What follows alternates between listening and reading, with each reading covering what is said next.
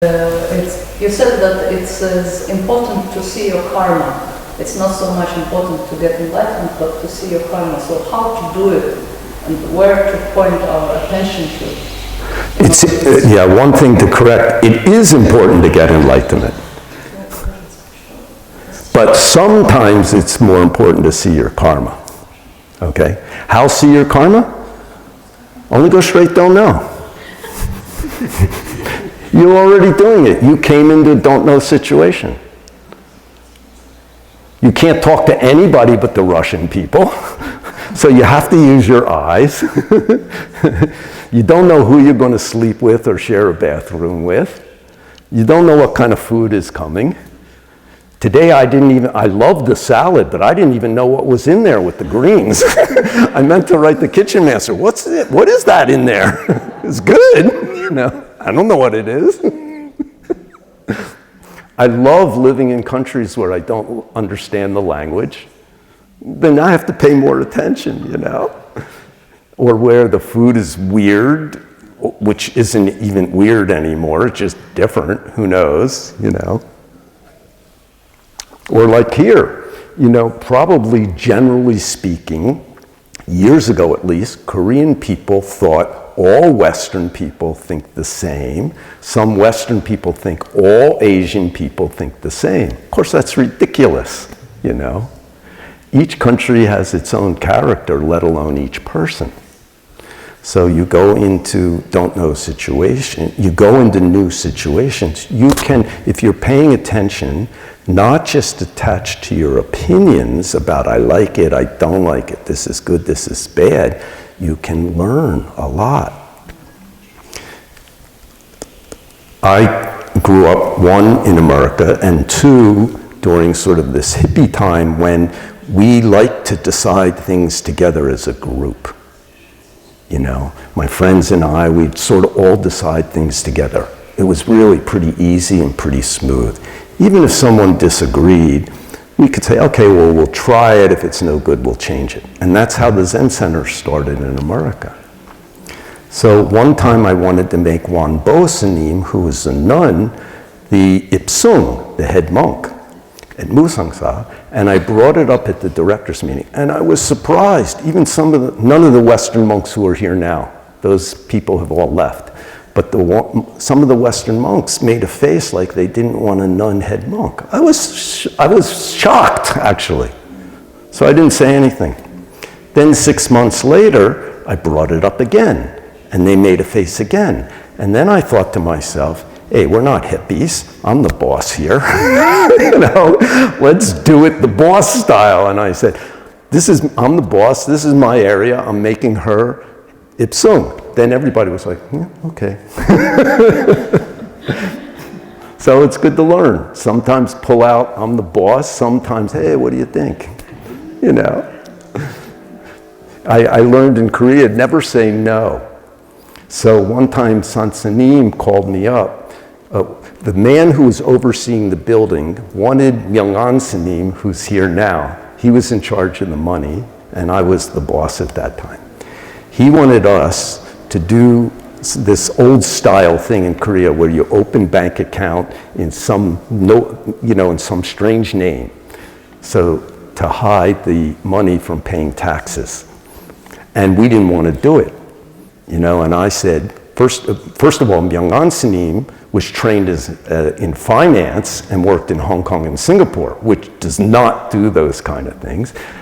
My attitude is, we're guests in another country. Let's just follow the laws 100%, because otherwise, why should they even let us stay here?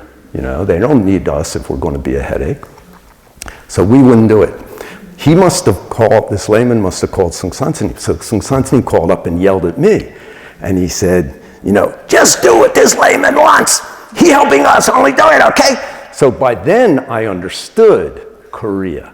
In America, I could say to him, sir, can I explain to you why I don't want to do it? In America, he'd probably listen. But we're not in America. We're in Korea, so now he's going to be a Korean. So I said, yes, sir. Yes, sir. Then he's very happy, totally relaxed. Oh, very good. Okay, just do it. Bye. Hung up. Then I talked to Musangsa and we decided, forget it, we're not doing it. We didn't do it, nothing happened.